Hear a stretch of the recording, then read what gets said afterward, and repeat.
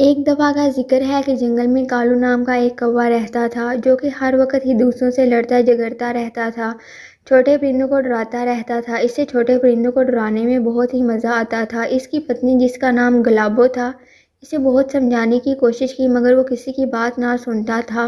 वो अक्सर दूसरों का खाना छीन कर उनसे खा जाया करता था।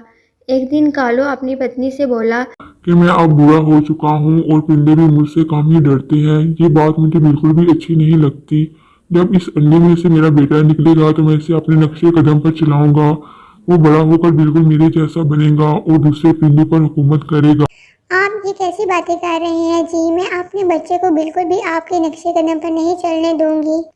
आपने सारी जिंदगी दूसरों के साथ बुरा किया है, इनका खाना चोरी करके खाया है। आपकी वजह से मुझे बहुत जिल्लत और रुसवाई का सामना करना पड़ा है। मैं अपने बच्चे को बिल्कुल भी ऐसा नहीं बनने दूंगी। वो एक अच्छा परिंदा बनेगा जो दूसरे परिंदों की मदद किया करेगा। और इस अंडे में से ज़रूरी नहीं है कि बेटा ही निकले, बेटी भी तो निकल सकती है। ये तुम कैसी बातें कर रही हो गुलाबो? मुझे तो बेटा ही चाहिए। मैं बेटी को बिल्कुल भी कबूल ना करूंगा। अगर ऐसा हुआ तो बिल्कुल भी अच्छा नहीं होगा।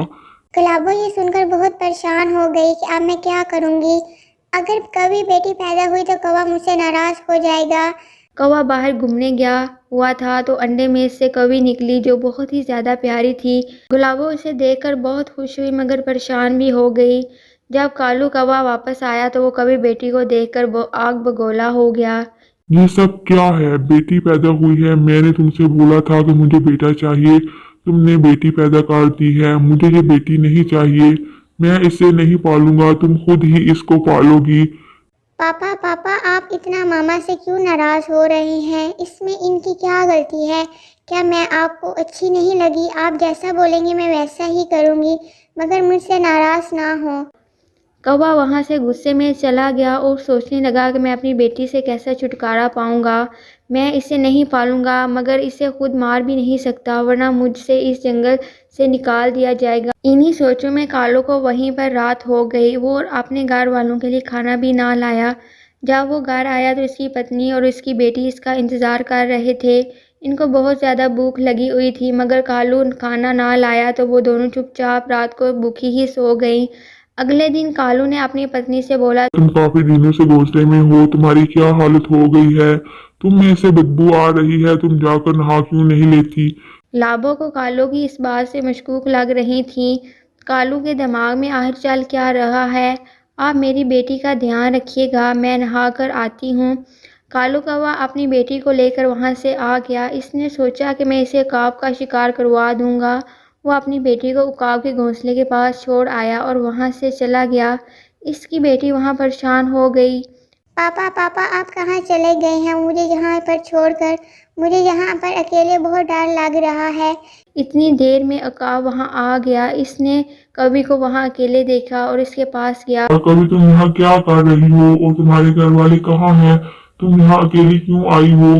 तुम्हारी जान को यहाँ खतरा है। अकाब जी, मैं अपने पापा के साथ यहाँ आई थी। वो मुझे यहाँ अकेला छोड़कर पता नहीं कहाँ चले गए हैं। मुझे यहाँ पर अकेले बहुत डर लग रहा है। आप तो मुझे अकेला छोड़कर नहीं जाओगे।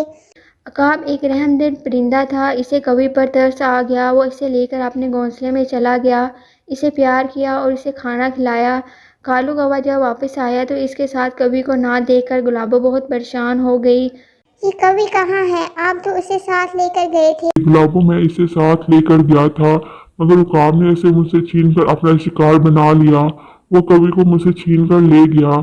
गुलाबो ये सुनकर रोने लगी। आपने ये कैसे होने दिया? आपने क्या कुछ भी नहीं किया। मेरी बेटी को उकाब छीन कर ले गया। इसने मेरी बेटी को मार दिया। अब मैं क्या करूँगी?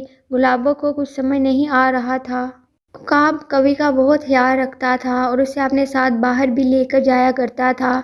इसे खाने को देता और उसको बहुत प्यार भी देता मगर कवि को अपने घर वालों की बहुत याद आती थी। वो अपनी माँ के बिना उदास रहती थी। एक दिन उकाब इसे लेकर बाहर गया तो वहीं पर गुलाबो भी थी। इसने फ़ौरन कवि को पहचान लिया। कवि ने भी अपनी माँ को फ़ौरन पहचान लिया।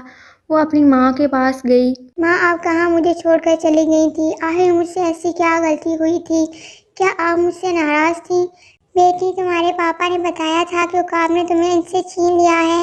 मुझे लगा मैंने तुम्हें खो दिया है। अकाब, आपका शुक्रिया, आपने मेरी बेटी का ख्याल रखा। अगर आप ना होते तो आज आप मेरी बेटी मुझे ना मिलती। नहीं बहन, इसमें शुक्रिया की क्या बात है, मैंने तो इंसानियत के नाते इसका ख्याल रखा है। आपकी बेटी बहुत ही प्यारी है, इसका ख्याल रखें। अब मेरा भी इसके साथ दिल लग गया है। बहन तुम जब भी चाहो आकर इससे मिल सकती हो, तुम्हारी ही वजह से तो मैं आज अपनी बेटी से मिल पाई हूँ। और फिर गुलाबो अपनी बेटी को लेकर वहाँ से आ गई। जब गुलाबो कवि को लेकर वापस आई तो कौवा इसको देखकर बहुत हैरान हो गया था कि अब तो कवि सबको सच बता देगी कि मैं इसे वहाँ जानबूझकर अकेला छोड़कर आया था। अब मेरी इस जंगल में कोई भी इज्जत नहीं रहेगी। मगर कवि ने आते ही पूछा, पापा आप ठीक तो है ना? अगर मैं आपके साथ रहती तो यूं ना खो जाती। मुझे आपकी बात माननी चाहिए थी।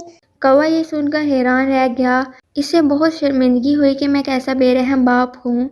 इसे अपनी गलती का एहसास हुआ। इसके बाद इसने अपनी बेटी का बहुत ख्याल रखा और वो फिर खुशी खुशी रहने लगे।